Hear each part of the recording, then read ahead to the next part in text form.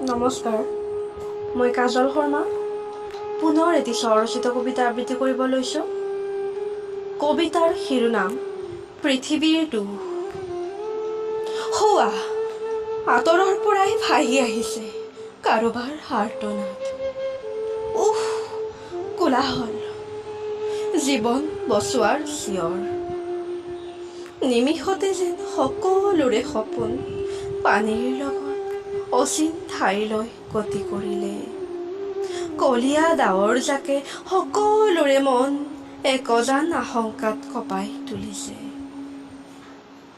ভৱিষ্যতৰ সপোন মৰহি গ'ল, কাৰোবাৰ সপোন বোকাৰ মাজত, কাৰোবাৰ সপোন পানীৰ মাজতেই হেৰাই গ'ল। মথাউৰিৰ পৰা দেখা শুকুলা ডাৱৰবোৰ হৈ পৰিল জ্বলন্ত একোটা আগ্নেয়গিৰি। কণমানিহঁতেও বুজিলে ঘৰ এখন বনাবলৈ যিমান সময় হয়, ভাঙিবলৈ কেইবা মিনিটেই যথেষ্ট।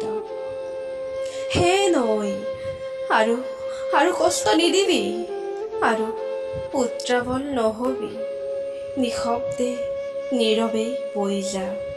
ধন্যবাদ।